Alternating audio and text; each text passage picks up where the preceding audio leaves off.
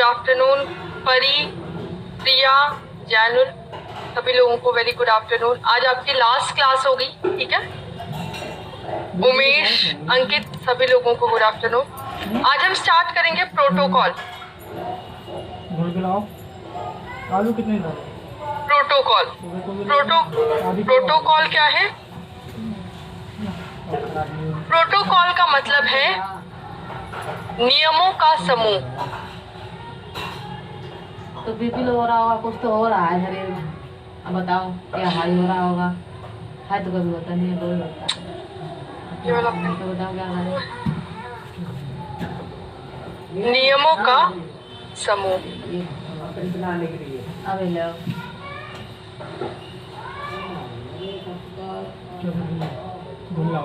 नियमों का मतलब प्रोटोकॉल, या इंग्लिश में इसको बोले तो क्या बोल सकते हैं? Set of rules. नेटवर्क में एक मैसेज को एक जगह से दूसरी जगह पर भेजने के लिए कुछ नियम लगाए जाते हैं और उन्हीं नियमों को हम क्या कहते हैं? प्रोटोकॉल्स। ठीक है। जैसे आपको अगर कोई चिट्ठी डिलीवर करनी है, जो पढ़ाया वो याद, ठीक है, अच्छा, उसकी हम प्रैक्टिस कर लेंगे, ठीक है संगीता जी। चले, तो जैसे आपको कोई चिट्ठी डिलीवर करनी होती है, तो चिट्ठी डिलीवर करने के लिए पहले चिट्ठी लिखी जाती है, उसके बाद उसमें एड्रेस लिखा जाता है। एड्रेस भी पूरा प्रॉपर होना चाहिए। एड्रेस के साथ साथ टू फ्रॉम भी लिखा जाता है कि कहाँ से चिट्ठी भेजी जा रही है। उसके बाद उसको बंद करके लेटर बॉक्स में पोस्ट किया जाता है। फिर लेटर बॉक्स से जो पोस्टमैन है वो उन चिट्ठियों को निकालता है, जहाँ पे जिस चिट्ठी को भेजना है उसके टर्मिनल्स पे, उसके ट्रांसपोर्ट पे रखता है और उसके अकॉर्डिंग चिट्ठी वहां पे पहुंचती है। फिर वहां पे पहुंचने के बाद जहां जहां पे चिट्ठियां रहती हैं, जैसे जैसे चिट्ठियां रहती हैं, उसके अकॉर्डिंग उन एरियाज में वो डिस्ट्रीब्यूट होती हैं। ठीक है। तो कुछ नियमों के अकॉर्डिंग ही आपका एक मैसेज एक जगह से दूसरी जगह पहुंचता है। उसी तरह आपके नेटवर्क में भी जो प्रोटोकॉल्स हैं वो यही काम करते हैं। अब प्रोटोकॉल्स जब सबसे स्टार्टिंग में बनाए गए थे तो उसके लिए एक बनाया गया था OSI मॉडल, और ये सिर्फ पेपर पेन पे था।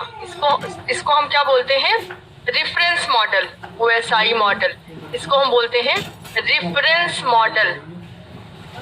रेफरेंस, ये मॉडल सिर्फ और सिर्फ पेपर पेन के द्वारा बनाया गया था। इसको इम्प्लीमेंट नहीं किया गया था, इसको अप्लाई कहीं नहीं किया गया था। और इस मॉडल में 7 लेयर्स बनाई गई थी। पहली, दूसरी, तीसरी, चौथी, पांचवी, छठवीं और सातवीं, कुल 7 लेयर थी। पहली लेयर आपकी कौन सी थी? Physical layer. फिजिकल लेयर, इसको क्या कहा गया? Physical layer. दूसरी लेयर आपकी data link layer. Data link layer. तीसरी लेयर आपकी क्या थी? Network layer. चौथी लेयर ट्रांसपोर्ट लेयर। पांचवी लेयर आपकी, ट्रांसपोर्ट लेयर के बाद आपकी पांचवी लेयर है सेशन लेयर। छठी लेयर है प्रेजेंटेशन लेयर।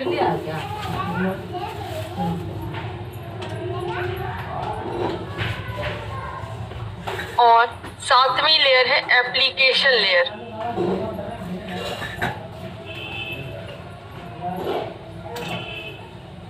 एप्लीकेशन लेयर, ठीक है। ये कुल 7 लेयर्स बनाई गई थी। Physical layer, data link layer, network layer, transport layer, session layer, presentation layer और एप्लीकेशन लेयर। इन 7 लेयर्स का अपना अलग अलग काम था। जैसे क्या क्या काम था? सबसे पहले तो फिजिकल और डेटा लिंक लेयर का क्या काम था कि मैसेज आपके सिस्टम पे ही रहेगा।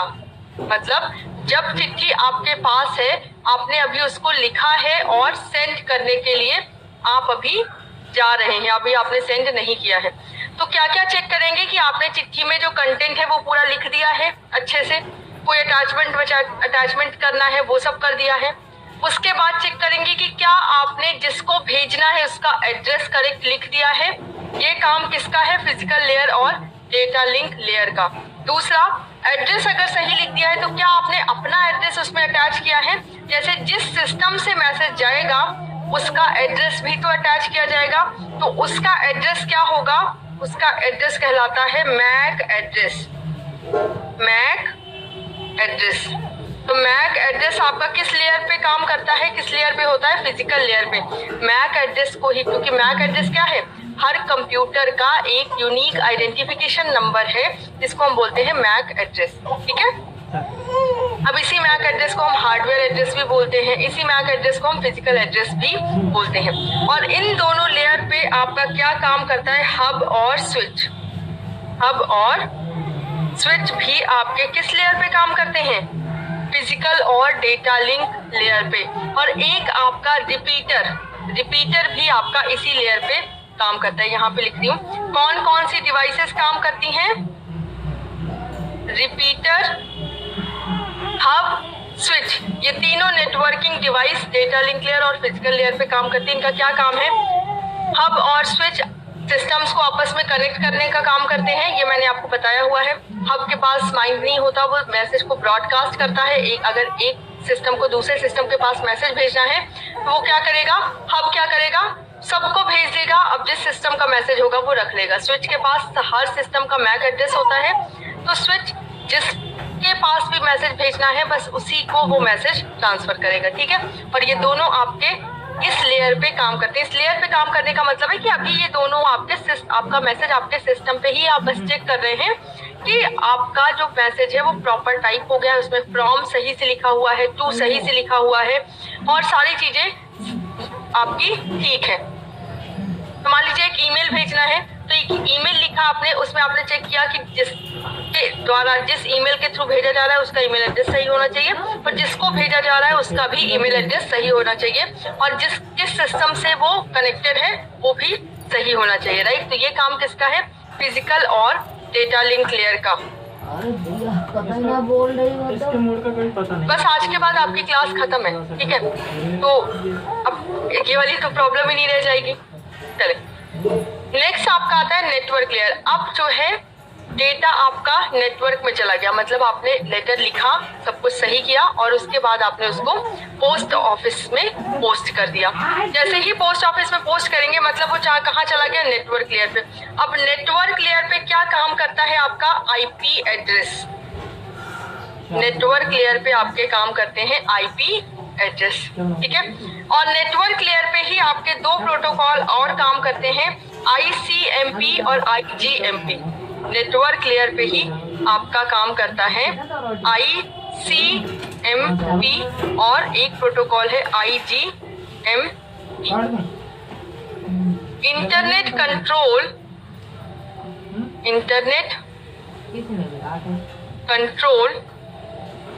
मैसेज प्रोटोकॉल और दूसरा है इंटरनेट ग्रुप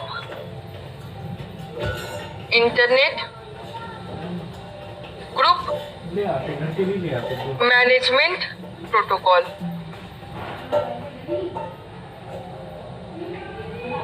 जो इम्प्लीमेंट हुआ था वो आपका कौन सा मॉडल है? TCP/IP model. ठीक है, उसमें कितनी लेयर से? 4 लेयर से। बस एक बार इसको देख लो, उसके बाद उस तरफ में आपको TCP/IP लेयर भी बना के दिखा दूंगी।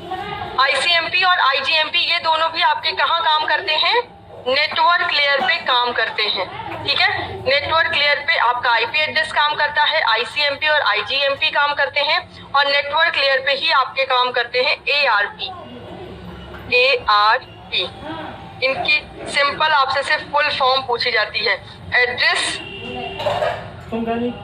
Resolution protocol. Address resolution protocol ARP है और एक टर्म है आपका RARP। इसको हम बोलते हैं रिवर्स एड्रेस रिजोल्यूशन प्रोटोकॉल या रिवर्स ARP। ये 4 प्रोटोकॉल, क्योंकि एक बार आपसे ARP भी पूछा गया था कि what is ARP address resolution protocol और एक स्टेटमेंट दिया गया था, ये पूछा गया था कि इसकी फुल फॉर्म क्या है ARP की। तो RARP, ARP, IGMP, ICMP ये नेटवर्क लेयर पे काम करते हैं और आईपी एड्रेस भी आपका नेटवर्क लेयर पे ही काम करता है। कौन सा हार्डवेयर काम करता है नेटवर्क लेयर पे, तो उस हार्डवेयर का नाम है आपका राउटर। राउटर आपका किस लेयर पे काम करता है, तो वो काम करता है नेटवर्क लेयर पे, ठीक है।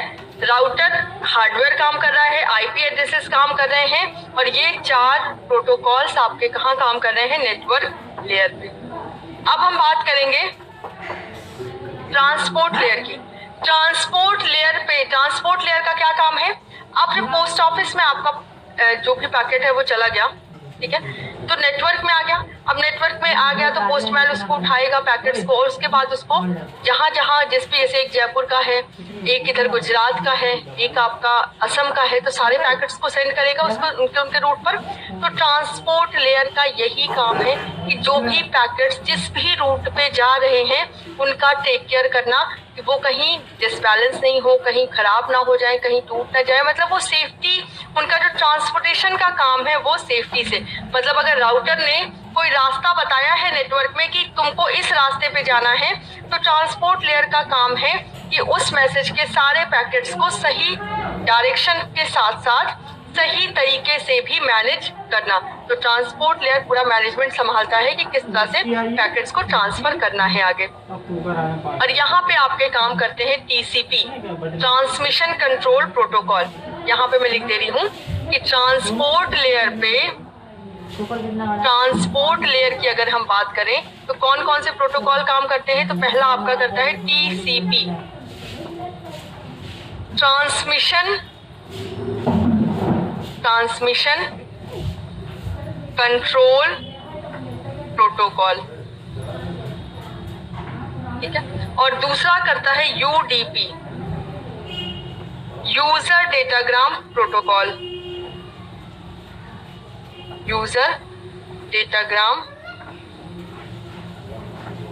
प्रोटोकॉल।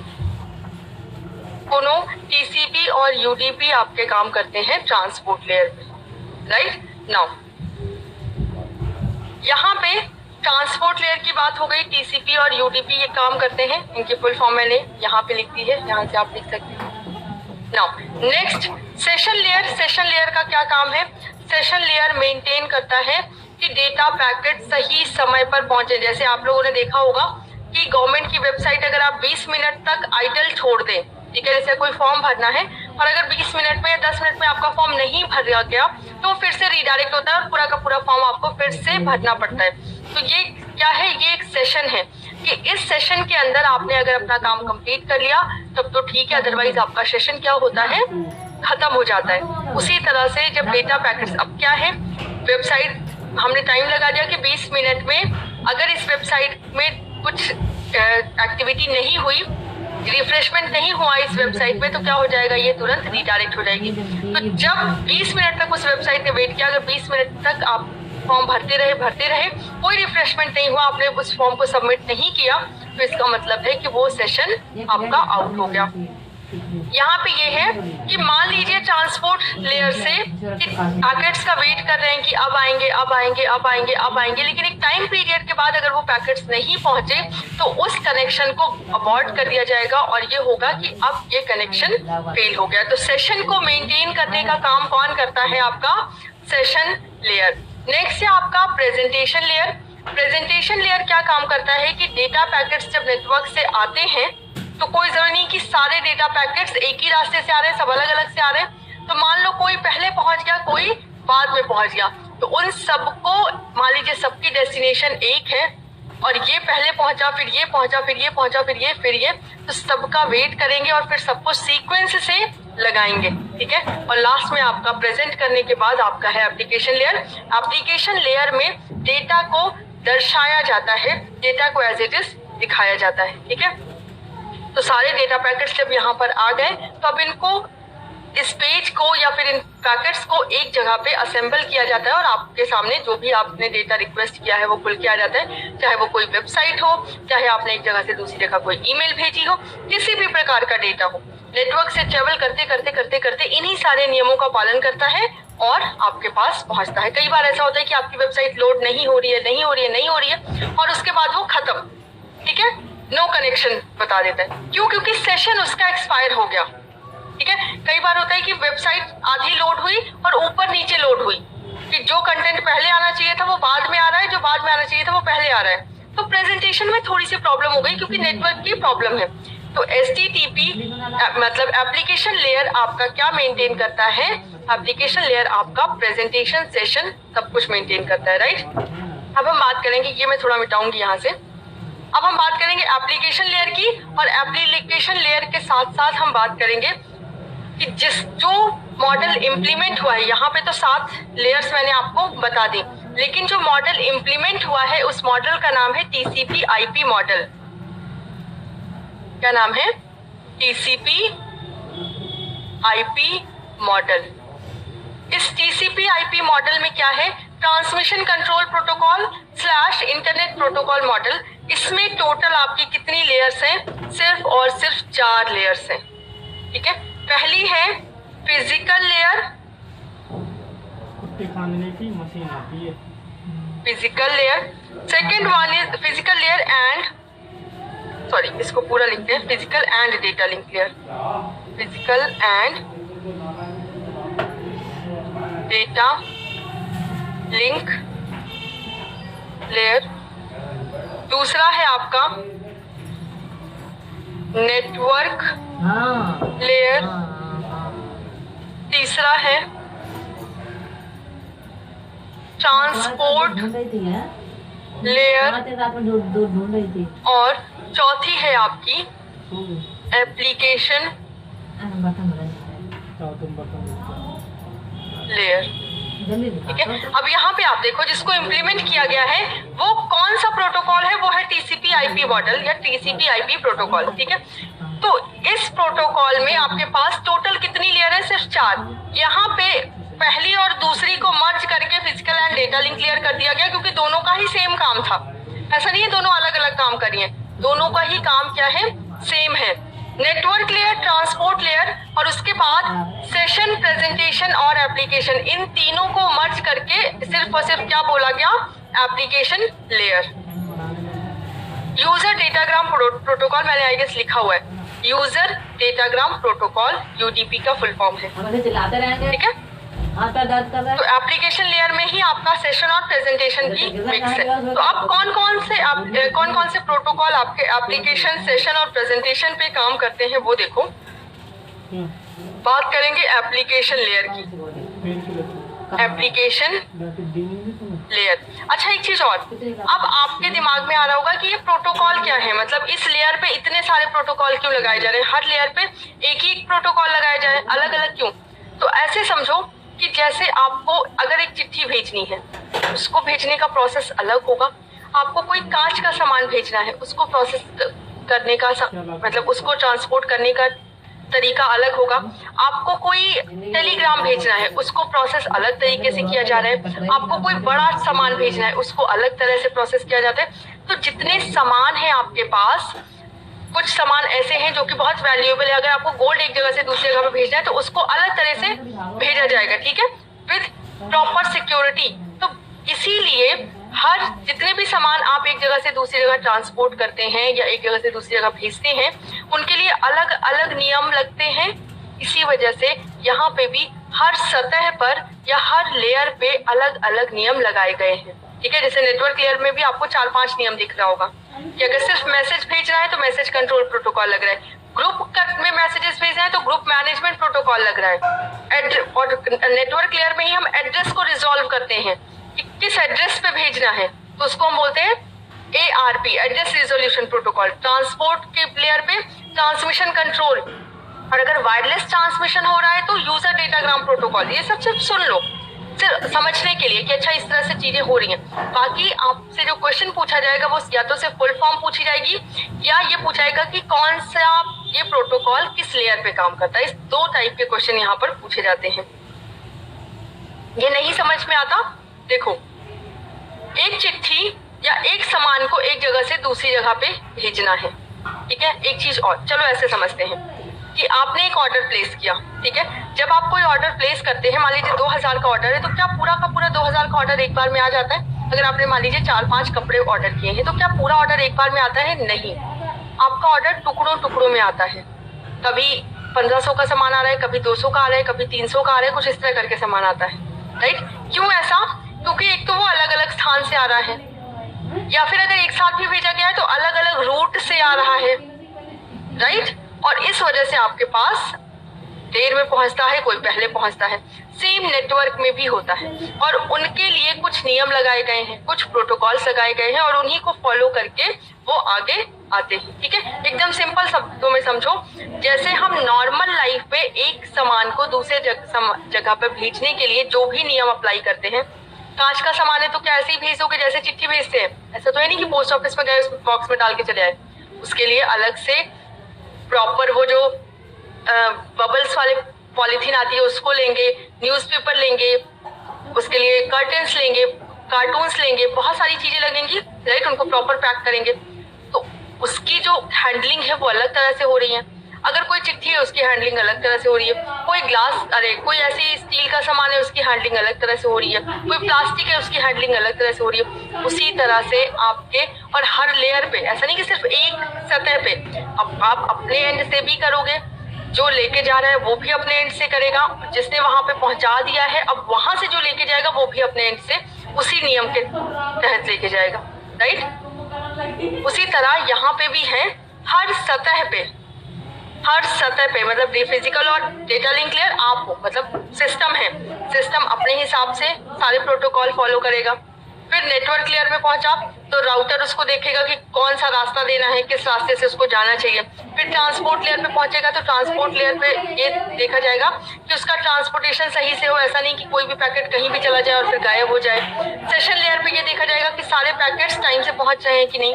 ऐसा तो नहीं कि सारे पैकेट टाइम से नहीं पहुंच रहे हैं, अगर सारे पैकेट टाइम से नहीं पहुंचेंगे तो डिलीवरी कैसे होगी आगे। नेक्स्ट है प्रेजेंटेशन लेयर, जब सारे पैकेट्स पहुंच गए तो उनको लाइन से या सीक्वेंस से लगाना, क्योंकि जिसको देना है उसको तो सीक्वेंस में ही देना पड़ेगा।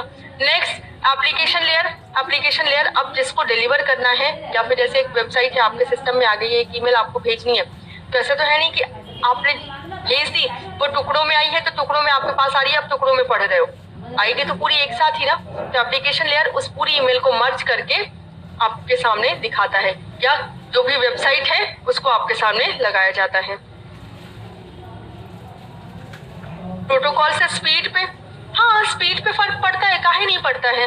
देखिए नेटवर्क, अगर आप ये कह सकते हैं कि जो आपका राउटर है उससे स्पीड पे बहुत फर्क पड़ता है। राउटर ने अगर आपके पैकेट्स को, मान लीजिए कंजेशन ज्यादा है और राउटर ने आपके पैकेट्स को लॉन्ग रूट दे दिया तो आपके पैकेट्स देर में पहुंच रहे हैं। राउटर्स ने आपके पैकेट को शॉर्ट रूट दिया तो आपके पैकेट्स जल्दी पहुंच जाएंगे। राउटर पे बहुत सारी चीजें डिपेंड करती हैं, ठीक है। और प्रोटोकॉल से आपके सिस्टम पे इफेक्ट पड़ता है, आपकी स्पीड पे इफेक्ट पड़ता है, ठीक है।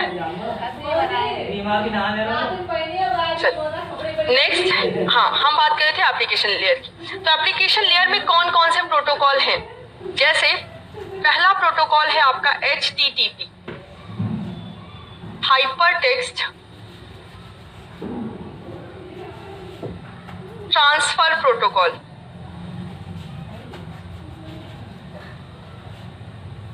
किसी भी वेबसाइट को, किसी भी वेब पेज को आपके सिस्टम में दिखाने के लिए, किसी भी पेज को आपके सिस्टम पे दिखाने के लिए हाइपरटेक्स्ट ट्रांसफर प्रोटोकॉल इस्तेमाल होता है। और इसी के साथ जब S लग जाता है तो इसको हम बोल देते हैं हाइपरटेक्स्ट ट्रांसफर प्रोटोकॉल सिक्योर, ठीक है। जब ट्रांजैक्शन की बात आती है तो हम HTTP S पे भरोसा करते हैं। नेक्स्ट आपका है FTP, file transfer protocol, file transfer protocol. Third one is HTTP, FTP। Next one is POP। अब जैसे एक फाइल ट्रांसफर करनी है तो आप फाइल ट्रांसफर प्रोटोकॉल का यूज करेंगे। Post office protocol, post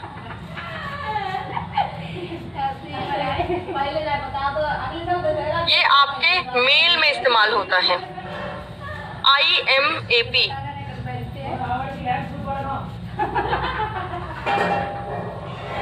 internet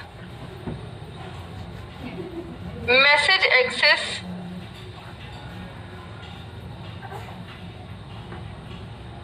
access protocol, ये भी आपका ईमेल में ही इस्तेमाल होता है प्रोटोकॉल। नेक्स्ट है आपका SMTP या MIME, आपसे पूछा जा चुका है ये, इसकी full form multi purpose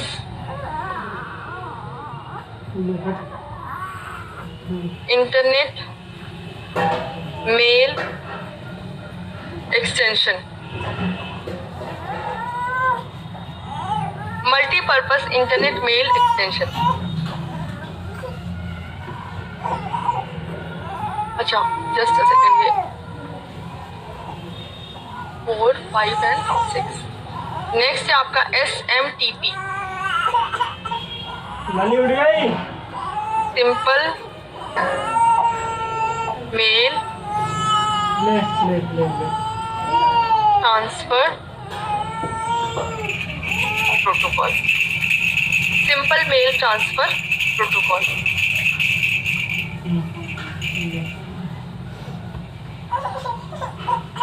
SNMP,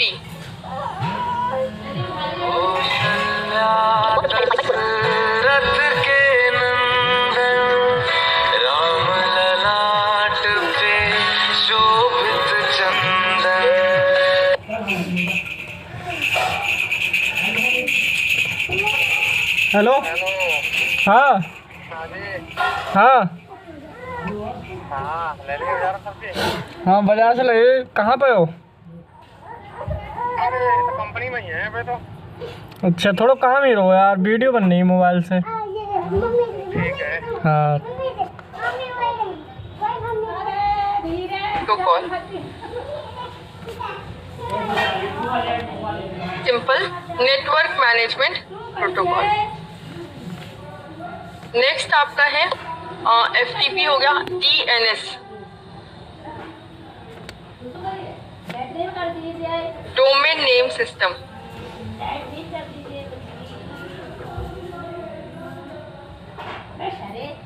domain name, ठीक है। ये आपके क्या है, ये सारे आपके प्रोटोकॉल्स हैं जो कि आपके किस लेयर पे काम करते हैं, एप्लीकेशन लेयर पर काम कर रहे हैं।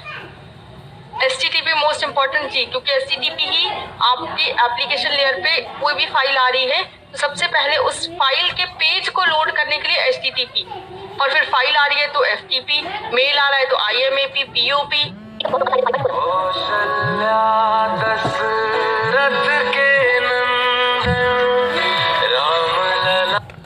हाँ, मकान पे। किसकी दुकान पे? मकान पे हूँ, रूम पे।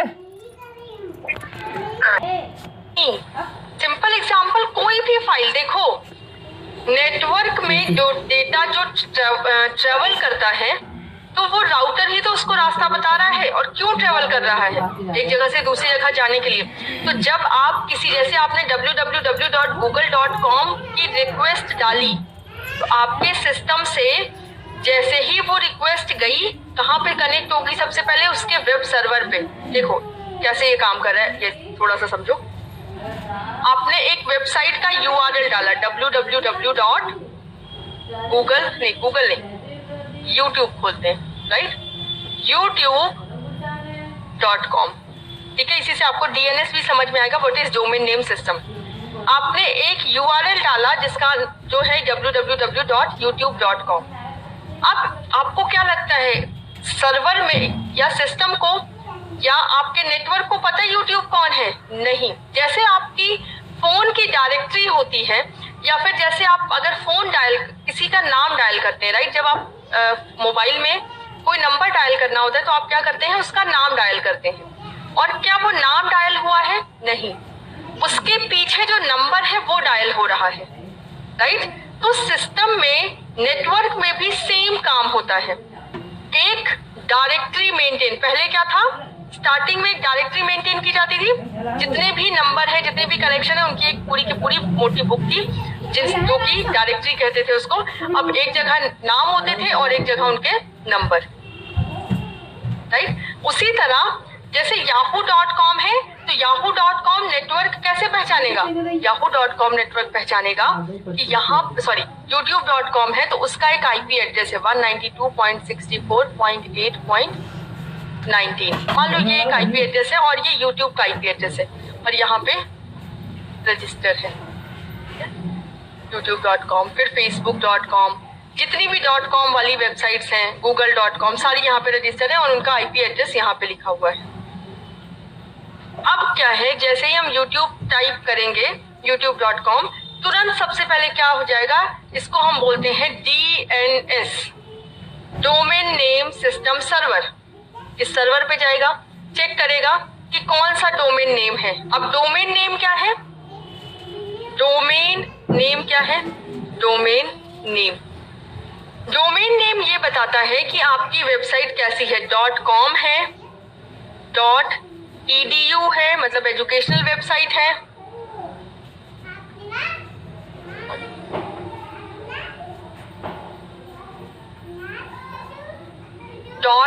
.org ऑर्गेनाइजेशनल वेबसाइट है, .net नेटवर्क की वेबसाइट है, .in इंडस्ट्रियल वेबसाइट है। कॉम का मतलब होता है कॉमर्शियल, इसको बोलते हैं एजुकेशनल।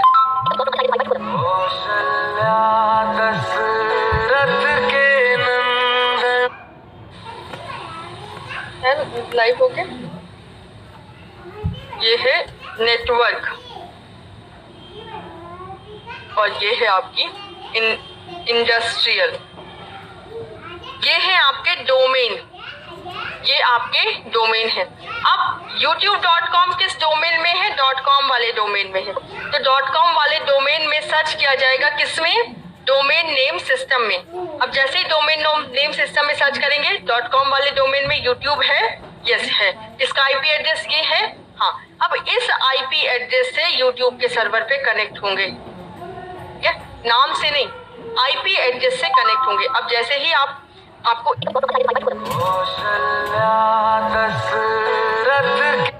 और तुरंत कनेक्ट हो जाओ, लेकिन आईपी एड्रेस कौन याद रखेगा? फोन नंबर याद रखना तो काफी टफ है। नाम से पता है कि हाँ ये इसका नाम है, हमने डायल किया, नंबर अपने आप डायल हो जाता है। उसी तरह हम सिर्फ वेबसाइट का नाम लिखते हैं और पीछे चेक होता है कि ये वेबसाइट किस डोमेन की है। उस डोमेन में जाके सर्च किया जाता है और सर्च करने के बाद उसका आईपी एड्रेस जैसे ही पता चलता है, उसके बाद वो सिस्टम से कनेक्ट होता है, उस सर्वर से कनेक्ट हो गया। अब जैसे ही उस सर्वर से कनेक्ट हुआ, वो सर्वर अब डेटा सेंड करेगा आपके सिस्टम, क्योंकि आपने रिक्वेस्ट की है उससे youtube.com से कि आप अपनी वेबसाइट हमारे सिस्टम पर भेजो। जैसे ही कनेक्ट हुए, अब वो डेटा सेंड करना स्टार्ट करेगा और आपके सिस्टम पे डेटा आएगा, राइट। तो कई बार ऐसा होता है जब कनेक्शन स्लो है तो आपको ये चीजें देखने को मिलती हैं कि आपने सर्च किया, सर्च बटन पे जैसे ही आपने क्लिक किया, मतलब आपने अपने सिस्टम से उसकी रिक्वेस्ट को भेजा, मतलब फिजिकल लिंक और डेटा लिंक लेयर का काम यहाँ पे खत्म। जैसे ही एंटर दबाया, अब किसका काम शुरू हो गया? नेटवर्क लेयर का। अब नेटवर्क लेयर सबसे पहले सर्च करेगी कि आपका किस रूट पे जाना है। यूट्यूब एड्रेस को रिजॉल्व करेगी, किस एड्रेस पे जाना है? यूट्यूब के एड्रेस पे जाना है। यूट्यूब का आईपी एड्रेस उसने निकाला और इस आईपी एड्रेस पे अब जाना है। अब जब इस आईपी एड्रेस पे जाना है तो किस रास्ते से जाना है? वो रास्ता वो आपके रिक्वेस्ट को दे देगी। अब आपके रिक्वेस्ट के जो पैकेट्स हैं वो उस रास्ते को फॉलो करेंगे और ट्रांसपोर्ट लेयर ये ध्यान रखेगी कि कहीं बीच में ऐसा ना हो कि कोलैप्स हो जाए या कहीं बीच में टक्कर हो जाए दो डेटा की और वो डेटा खत्म हो जाए। उसके बाद सेशन लेयर ये मेंटेन करती है कि कहीं ऐसा ना हो कि बहुत ज्यादा टाइम लग रहा हो और रिक्वेस्ट वहां तक पहुंच ही ना पा रही, वो बीच में ही फिर अबॉर्ट कर देगी कि नहीं, इसके बाद मतलब बहुत ज्यादा टाइम हो गया, सर्वर कनेक्ट नहीं कर पा रहा है। प्रेजेंटेशन लेयर जैसे ही रिक्वेस्ट सर्वर के पास गई, अब सर्वर से जो डेटा आ रहा है उसको जल्दी बनाने की कोशिश करेगी कि ये डेटा कहाँ पे रखना है हमें स्क्रीन पे। और एप्लीकेशन लेयर, यूट्यूब की वेबसाइट जब लोड हो रही है आपके सिस्टम पे तो आप देखते होंगे जब नेटवर्क स्लो है तो कई बार पहले सर्च बार लोड हो गया, फिर धीरे धीरे फोटोज आएंगी या फिर टेक्स्ट लोड हो गया, फिर धीरे धीरे इमेजेस आ रही हैं। वो सारी चीजें प्रेजेंटेशन लेयर का काम है कि कौन सी चीज कहाँ पे कैसे अरेंज करनी है, वो कैसे कब भेजनी है। मान लो फोटोज बाद में आ रही हैं क्योंकि वो ज्यादा हैवी है, राइट, और टेक्स्ट थोड़े से हल्के हैं, वो पहले आ गए, वो पहले लोड हो जा रहे हैं। तो ये इस तरह से काम करता है। चाहे आपको ईमेल भेजनी हो, चाहे आपको कोई वेबसाइट लोड करनी हो, चाहे जो भी करना हो, ठीक है। इंडस्ट्रियल भी होता है, चीजें हैं। देखो .in से आपका इंडिया भी है। ये मैं आपको बस अभी थोड़ी देर में बताने ही वाली थी, क्योंकि मुझे ये बताना था किसी अगर यूट्यूब गूगल की बात करें तो गूगल आपका जो इंडिया का है उसका URL होता है google.in, ठीक है। क्यों? क्योंकि google.india, तो IN मतलब इंडस्ट्रियल भी है, IN मतलब इंडिया भी है। तो जब IN गूगल के साथ लगा मतलब वो गूगल कहाँ का है? इंडिया का। क्यों ये डिफरेंशिएट किया कि IN इंडिया का है? क्योंकि आपका जो डेटा है, इंडिया का जो डेटा है गूगल का, वो अमेरिका में तो काम नहीं करेगा। अब इंडिया में हम सर्च कर रहे हैं coffee shop near by Allahpur, right. अब अल्लाहपुर के कॉफी शॉप हम सर्च करें, US में बैठे या वॉशिंगटन में बैठे किसी भी बंदे को क्या ही फर्क पड़ता है कि अल्लाहपुर में कितने कॉफी शॉप हैं? वो तो अपने वॉशिंगटन के कॉफी शॉप्स को सर्च करेगा। तो वहाँ का गूगल का सर्च इंजन और यहाँ के गूगल के सर्च इंजन में बहुत ज्यादा डिफरेंस है। इस वजह से आपके जैसे अमेरिका की बात करें तो AM, ऑस्ट्रेलिया की बात करें तो .au, ये सारे डोमेन नेम आपके होते हैं, ठीक है। वीडियो रुक रहा है। नवाब देख रहे हो नेटवर्क प्रॉब्लम हो रही है क्या?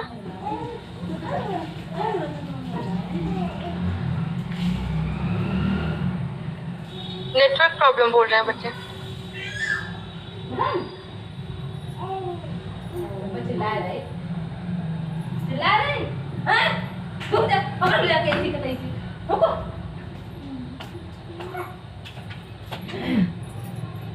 लोना गुब्बारा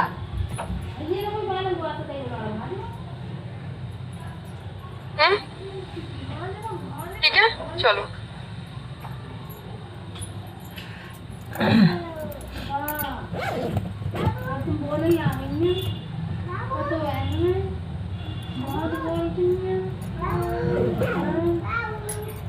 हमसे 20 रुपया दो तो 5 रुपया मार दिया। चलो ठीक है।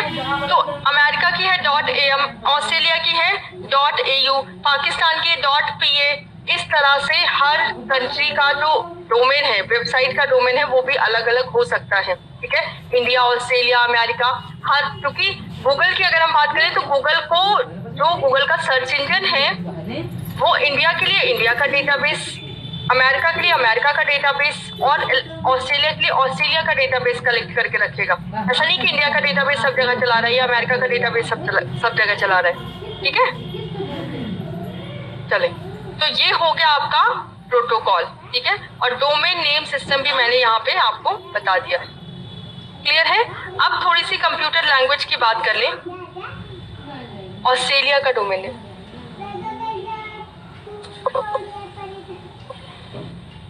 ऑस्ट्रेलिया का डोमेन नेम है, सिर्फ डोमेन नेम की बात कर रहे हैं, ठीक है। देखो, अब कंप्यूटर के लैंग्वेजेस की बात करते हैं। लैंग्वेज मतलब भाषा, कंप्यूटर लैंग्वेज बाइनरी लैंग्वेज है, ये सबको पता है। उस बाइनरी लैंग्वेज को लिखने के लिए कौन कौन सी आप कह सकते हैं कौन कौन से लैंग्वेजेस हैं। तो HTML, किसी भी वेबसाइट को लिखना है तो आप क्या यूज करेंगे? Hyper text transfer protocol, CSS,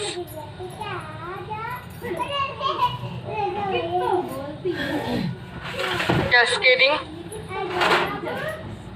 tile sheet, HTML, CSS, तो पता नहीं कहाँ जो है ना पढ़ो। जावास्क्रिप्ट, जावास्क्रिप्ट भी आपकी ये क्या है? ये एक स्क्रिप्टिंग लैंग्वेज है। HTML वेब पेज को लिखने के लिए, तो लिख लो वेब पेज को बतला लो ना लिखने के लिए। वेब पेज को सजाने के लिए कौन सी यूज होगी? Cascading style sheet. Web page को सजाने के लिए, मतलब उसका कलर चेंज कर देना है, ठीक है। इसके फ्लोटिंग अगर कुछ आ रहा है, ऊपर नीचे बाउंसिंग चीज मतलब टेक्स्ट आ रहे हैं, या फिर आपके जो क्या बोलते हैं टेक्स्ट है वो चेंज हो रहे हैं, उसके लिए आप क्या यूज करते हैं, cascading style sheet web page को सजाने के लिए। और अगर जावास्क्रिप्ट की बात करें तो जावास्क्रिप्ट आपकी वेब पेज को स्क्रिप्ट करने के लिए, जैसे आप लोग देखते हैं कि बैनर, एक बैनर आया, फिर थोड़ी देर बाद दूसरा बैनर आया, फिर थोड़ी देर बाद तीसरा बैनर आया, तो इस तरह से बैनर आपके चेंज हो रहे हैं, वो आपकी क्या है, जावास्क्रिप्ट के बदौलत, ठीक है। जावास्क्रिप्ट की वजह से ये काम होता है। सिम को कंप्यूटर लैंग्वेज में क्या कहते हैं, मतलब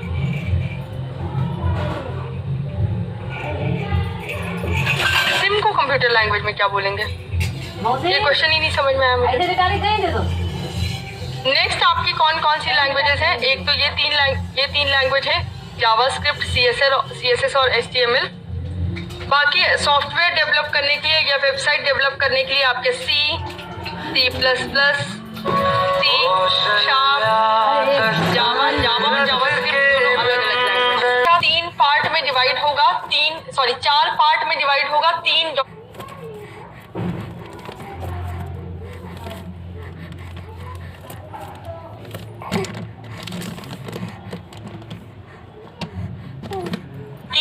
8.42। ये एक इनवैलिड आईपी एड्रेस है, क्यों, क्योंकि यहाँ पे जो रेंज है वो क्या चली गई बाहर। 3 डॉट्स है करेक्ट, 4 नंबर है करेक्ट, लेकिन जो रेंज है वो 0 से कितनी होनी चाहिए, 255, और ये रेंज यहाँ से बाहर चली गई, ठीक है। तो कोई भी आईपी एड्रेस वैलिड है या इनवैलिड वो कैसे पहचानेंगे, जैसे 94.62.58, ये एक नंबर है, क्या ये आईपी एड्रेस वैलिड है, नहीं, क्यों, क्योंकि सिर्फ 2 डॉट है यहाँ। नेक्स्ट आपका है 194.282.64.94, क्या ये आईपी एड्रेस वैलिड है, नहीं, क्यों, क्योंकि रेंज आपकी क्या हो गई, बाहर चली गई। 146.98.68.42, क्या ये एक आईपी एड्रेस वैलिड है, यस, ये एक वैलिड आईपी एड्रेस है।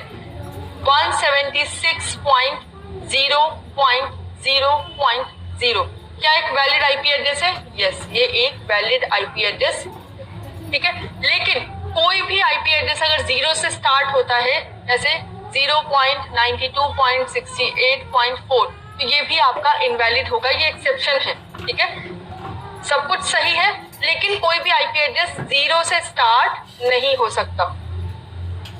इंडिया का आईपी एड्रेस क्या है, इंडिया में तो बहुत सारे आईपी एड्रेस है ना, 0.92.68.4। कुछ आईपी एड्रेस आपके डिफेंस के लिए रिजर्व किए गए हैं, कुछ आईपी एड्रेसेस आपके गवर्नमेंट के लिए रिजर्व किए गए हैं, कुछ आईपी एड्रेसेस आपके रिसर्चर्स के लिए रिजर्व किए गए हैं, ठीक है। तो यहाँ पे कुछ आईपी एड्रेसेस आपके रिजर्व करके भी रखे जाते हैं। अब कौन सा आईपी एड्रेस इस्तेमाल हो रहा है, तो वो है आपका IPv4, जिसको हम बोलते हैं इंटरनेट प्रोटोकॉल वर्जन 4, ठीक है। और ये कितने बिट का है ये भी आपसे पूछा जाता है, ये कितने बिट का है, ये है आपका 32 बिट का, ठीक है। कितने बिट का है, 32 बिट का। नेक्स्ट है आपका IPv6, जिसको हम बोलते हैं इंटरनेट प्रोटोकॉल वर्जन 6, और ये कितने बिट का है, 128 बिट, ठीक है। IPv6 कितने बिट का है, तो ये है 128 बिट का। IPv4 कितने बिट का है, तो ये है 32 बिट का। अब इस्तेमाल कौन सा होता है, ये 32 बिट वाला। 32 बिट को हमने कितने भागों में बांटा है, 4 भागों में, 1 2 3 4। तो हर पार्ट में कितनी कितनी बिट आएंगी, 8 बिट, 8 चौक 32, 8 बिट आपकी हर पार्ट में आएंगी। इसीलिए जो रेंज होती है वो कितनी होती है, 0 से 255 की यहाँ पे रेंज होती है, क्योंकि 8 बिट में अगर बांटेंगे तो 2 की power 8 is equal to 256 number होने चाहिए, और 0 से लेके 255 टोटल नंबर कितने होंगे, 256। ठीक है,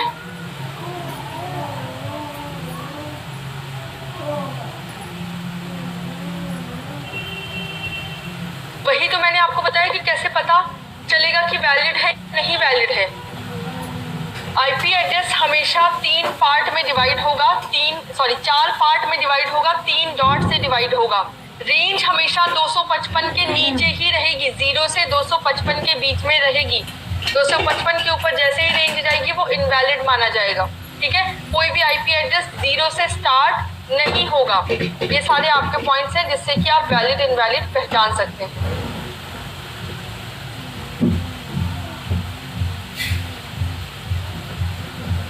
दो 255 के अंदर होना चाहिए, 256 के अंदर नहीं। मतलब 0 से 255 तक ही होना चाहिए। अब 255 है, करेक्ट है, 256 होगा, इनकरेक्ट हो जाएगा। ठीक है, चलो, तो ये हो गया आपका आईपी एड्रेस। नेक्स्ट टॉपिक, एक और टॉपिक आज खत्म करते हैं, ये भी छोटा सा ही है। नेक्स्ट टॉपिक है आपका टोपोलॉजी। टोपोलॉजी, टोपोलॉजी क्या है? टोपोलॉजी का मतलब होता है संरचना। और हम टोपोलॉजी कहाँ पे इस्तेमाल करते हैं? वो हम इस्तेमाल करते हैं नेटवर्क में। नेटवर्क में, तो नेटवर्क की संरचना को हम क्या कहते हैं? Network topology. और ये कितने टाइप की होती है? टोपोलॉजी आपकी 6 तरह की बनाई गई है। पहली है आपकी बस टोपोलॉजी, दूसरी है आपकी स्टार टोपोलॉजी, तीसरी है आपकी रिंग टोपोलॉजी,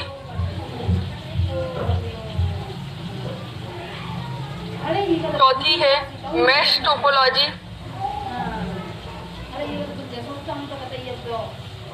पांचवी है ट्री टोपोलॉजी,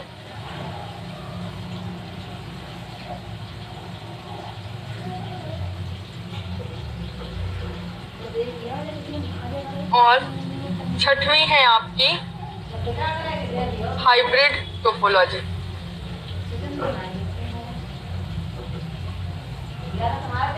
अब हमने तो पढ़ लिया कि लैन मैन वैन होता है, और लैन मैन वैन में आपका नेटवर्क में कंप्यूटर जुड़े होते हैं। लेकिन कैसे जुड़े होंगे लैन में, कैसे जुड़े होंगे वैन में, कैसे जुड़े होंगे वैन में?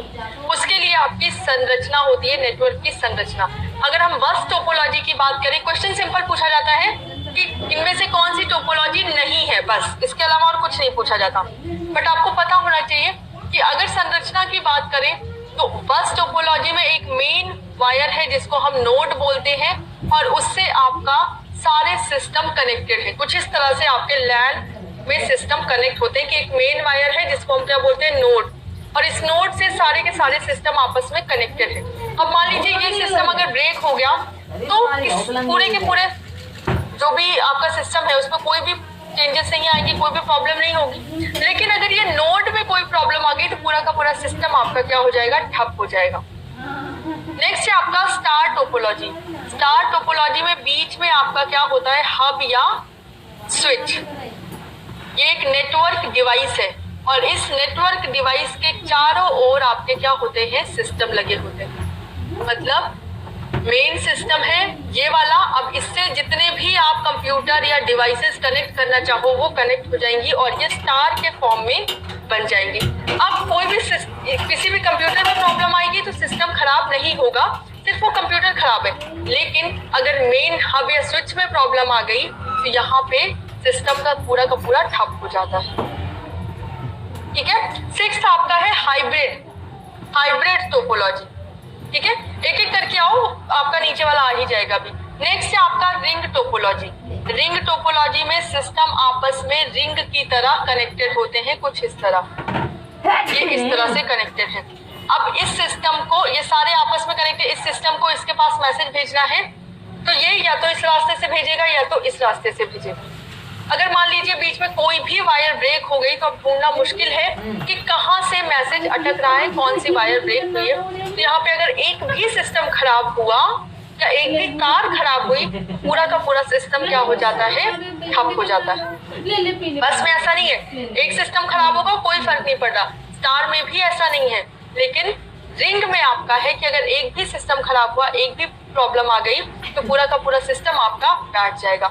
मेश टोपोलॉजी में सारे सिस्टम एक दूसरे से कनेक्ट होते हैं। जैसे अगर 4 सिस्टम है तो चारों एक दूसरे के साथ कनेक्टेड है। तो अब इसमें 4 है तो सोचिए कम वायर दिख रही है आपको, लेकिन अगर मान लीजिए 1000 सिस्टम है तो 1000 सिस्टम को, हर सिस्टम को 999 सिस्टम से कनेक्ट करना है, उसमें बहुत ज्यादा तार इस्तेमाल होती है। तो मेश टोपोलॉजी भी जब बड़ा नेटवर्क होता है तो उसके लिए अवॉइड किया जाता है। नेक्स्ट है आपका ट्री टोपोलॉजी। ट्री टोपोलॉजी में एक रूट है और उसके बाद रूट के बाद आपके जो सिस्टम है वो चाइल्ड की तरह अटैच किए जाते हैं। ठीक है, कुछ इस तरह से आपके सिस्टम अटैच किए जाते हैं कि ये मेन सर्वर है या ये मेन सिस्टम है, इसको हम बोलते हैं रूट, और इससे आपके बाकी के सारे सिस्टम अटैच किए जाते हैं। अगर रूट खराब हो गया, मेन सिस्टम खराब हो गया तो पूरा का पूरा सिस्टम यहाँ पर ठप हो जाएगा। और लास्ट है आपका हाइब्रिड टोपोलॉजी। हाइब्रिड टोपोलॉजी में सारे के सारे, मान लीजिए ये आपकी बस भी आ गई, यहाँ पे आपका रिंग टोपोलॉजी भी आ गई जो कि ये हब है, हब से सारे सिस्टम आपस में कनेक्टेड हैं। यहाँ पे आपका ट्री भी आ गया, यहाँ पे आपका रिंग भी आ गया, जो सारे सिस्टम है वो आपस में कनेक्टेड है और फिर इस वायर से कनेक्टेड है। तो इस तरह से इसको हम बोलेंगे हाइब्रिड। इस सारी की सारी टोपोलॉजीज, इसमें से कोई भी टोपोलॉजी अगर इस्तेमाल की जा रही है, 2 या 3 टोपोलॉजी एक साथ इस्तेमाल की जाती है तो उसको हम बोलते हैं हाइब्रिड टोपोलॉजी। ठीक है, तो ये 6 टोपोलॉजी है, बस इनका नाम आपको याद रखना है। एक चीज और बतानी थी, हब और स्विच क्या होता है। ये दोनों ही आपके नेटवर्क डिवाइसेस हैं और नेटवर्क डिवाइसेस क्या है, कैसे हैं, ये जाने। हब की अगर बात करें, हब और स्विच दोनों ही अलग अलग चीज है। अगर मैं सिर्फ हब की बात करूं तो यहाँ पे हब से सारे सिस्टम कनेक्टेड हैं। ठीक है, तो मान लीजिए इस सिस्टम को मैसेज भेजना है इस सिस्टम के पास, ये सिस्टम ए है, इस सिस्टम जेड है, ए को जेड के पास मैसेज भेजना है। तो हब के पास क्या दिमाग नहीं है, इसको बोलते हैं हब के पास इंटेलिजेंस नहीं है। ए को जेड के पास मैसेज भेजना है तो वो पहले किसके पास भेजेगा, हब के पास। अब हब क्या करेगा, इस मैसेज को सबके पास भेज देगा, क्योंकि इसके पास कुछ भी स्टोर करने के लिए नहीं है, इसके पास दिमाग नहीं है, तो ये सबके पास ब्रॉडकास्ट करेगा। और जैसे ही ब्रॉडकास्ट करेगा सब लोग चेक करेंगे कि ये मैसेज किसके लिए है। अगर ये मैसेज इन सब के लिए है तो इनमें से कोई रिसीव करेगा, अगर जेड के लिए है तो सब लोग रिजेक्ट करेंगे। कौन रिसीव करेगा, सिर्फ और सिर्फ जेड इसको रिसीव करेगा। ठीक है, और हाँ, अभी मैंने बताया आईपी एड्रेस आपका नेटवर्क के लिए होता है, एक होता है आपका मैक एड्रेस। ठीक है, ये पहले लिख लो, मैक एड्रेस क्या है, मीडिया एक्सेस कंट्रोल एड्रेस, या इसको हम बोलते हैं मैक एड्रेस। जैसे हर गाड़ी का एक चेसिस नंबर होता है, उसी तरह हर सिस्टम का आपका मैक एड्रेस भी होता है। मैक एड्रेस को हम हार्डवेयर एड्रेस भी बोलते हैं, हार्डवेयर एड्रेस, या हम इसको फिजिकल एड्रेस भी बोलते हैं, हार्डवेयर एड्रेस या फिजिकल एड्रेस भी बोलते हैं। हर कंप्यूटर जब तक कंप्यूटर जब नेटवर्क में नहीं है तो उसको कैसे पहचानेंगे कि इसी कंप्यूटर से मैसेज भेजा जा रहा है, तो उसको हम पहचानेंगे उसके मैक एड्रेस से। और मैक एड्रेस भी आपका एक यूनिक एड्रेस होता है। जैसे आपके हर गाड़ी का चेसिस नंबर यूनिक होता है, हर मोबाइल का IMEI नंबर यूनिक होता है, उसी तरह आपका मैक एड्रेस भी हर कंप्यूटर का यूनिक होता है। जब कोई भी कंप्यूटर नेटवर्क में है तो आपका क्या यूज होगा, IP एड्रेस। लेकिन अगर कोई भी कंप्यूटर नेटवर्क में नहीं है तो कैसे उसको कंप्यूटर को पहचानेंगे, उसके मैक एड्रेस से। ठीक है, तो ये हो गया मैक एड्रेस। अब हम बात करेंगे हब और स्विच की। तो हब मैंने बता दिया, हब क्या करता है, ब्रॉडकास्टिंग। ब्रॉडकास्टिंग, हब क्या करता है आपका, ब्रॉडकास्टिंग करता है किसी भी मैसेज की। ठीक है, एक मैसेज है उसको एक जगह से दूसरी जगह भेजना है तो वो क्या करेगा, सबके पास भेज देगा, क्योंकि उसके पास मैक एड्रेस की लिस्ट नहीं होती। वो सबके पास भेजेगा, जिसका मैक एड्रेस मैच कर रहा है वो रखेगा, बाकी सारे क्या करेंगे, उस मैसेज को रिजेक्ट कर देंगे। अब हम बात करेंगे स्विच। स्विच से जो सिस्टम कनेक्टेड है, अब स्विच के पास क्या आ गया है, माइंड या इंटेलिजेंस। स्विच क्या करता है, जितने भी सिस्टम उससे कनेक्टेड है उन सब का मैक एड्रेस अपने पास रखता है कि कौन कौन से सिस्टम उससे कनेक्टेड है। अब जैसे ही इस ए को जेड के पास मैसेज भेजना है तो ए मैसेज भेजेगा स्विच के पास। स्विच चेक करेगा इस लिस्ट में कि किसका एड्रेस है, उसको जेड का एड्रेस दिखा तो वो सिर्फ और सिर्फ जेड को मैसेज भेजेगा, बाकी और किसी को नहीं भेजेगा। और आजकल के नेटवर्क की बात करूं तो आजकल के नेटवर्क में सिर्फ और सिर्फ क्या यूज किया जाता है, आपका स्विच इस्तेमाल किया जाता है, आपका क्या कहते हैं उसको, हब इस्तेमाल नहीं किया जाता। ठीक है, तो हब और स्विच भी क्लियर हो गया, टोपोलॉजी भी क्लियर हो गया, सर्च इंजन भी मैंने आपको बता दिया है, फाइल फॉर्मेट भी आज हमने पढ़ लिया। कल हमारे पास दो टॉपिक मेन है, एक है प्रोटोकॉल, दूसरा है मालवेयर। ये दो टॉपिक मेन है, ये दो पढ़ लेंगे, उसके बाद आपका जो कोर्स है एक तरह से खत्म हो जाएगा। फिर हम प्रैक्टिस करेंगे, प्रैक्टिस में आपको ई गवर्नेंस और हायर एजुकेशन के भी क्वेश्चन मिलेंगे और वहां से हम वो क्वेश्चंस भी कर लेंगे। ठीक है, तो आज के लिए अच्छा, हब और स्विच फिर से एक्सप्लेन कर दें। देखो, हब पहले बनाया गया था, ठीक है, तो एक डिवाइस थी कि जैसे ही एक कंप्यूटर मैसेज भेज रहा है उसको क्या करना है, उसके पास कोई लिस्ट नहीं है, कुछ नहीं है, सारे कंप्यूटर उससे अटैच है। अब इसको मैसेज भेजना है इसके पास, तो वो क्या करेगा, हब क्या करेगा, जैसे ही ए ने मैसेज भेजा हब के पास तो वो सबको भेज देगा। ठीक है, सारे कंप्यूटर जितने भी उससे कनेक्टेड है सबको भेज देगा। अब जैसे ही सबको भेजेगा, जेड सब लोग देखेंगे कि क्या मेरा एड्रेस है, क्या मेरा एड्रेस है। अगर उनका एड्रेस नहीं होगा तो सब लोग रिजेक्ट करेंगे, जिसका एड्रेस होगा वो एक्सेप्ट कर लेगा। बट इसमें सिक्योरिटी वाली प्रॉब्लम है कि मान लो कोई ऐसा बंदा बैठा है उस सिस्टम पे जो कि चोरी करना चाहता है डेटा, तो जैसे ही इसके पास आया, मान लीजिए सिस्टम पे कोई बदमाश बैठा है, तो जैसे ही इसके पास मैसेज आया, अब ये रिजेक्ट ना करके इसको एक्सेप्ट कर लेगा। ठीक है, भले ही इसका मैसेज नहीं था, तो सिक्योरिटी प्रॉब्लम हो गई। अब इसके बाद क्या आया, स्विच के पास जितने भी सिस्टम उससे कनेक्टेड होते हैं उन सबका मैक एड्रेस होता है, उन सबका फिजिकल एड्रेस होता है। अब जैसे ही ए को जेड के पास मैसेज भेजना है, स्विच चेक करेगा कि मैसेज कहाँ से आया है, ए से, भेजना कहाँ है, इस मैक एड्रेस पे, मतलब जेड के पास भेजना है, तो सिर्फ उसी को वो एड्रेस, वो मैसेज भेजेगा। ठीक है, चलो, तो आज के लिए बस इतना ही रखते हैं, बाकी हम कल की क्लास में करेंगे। Have a good day.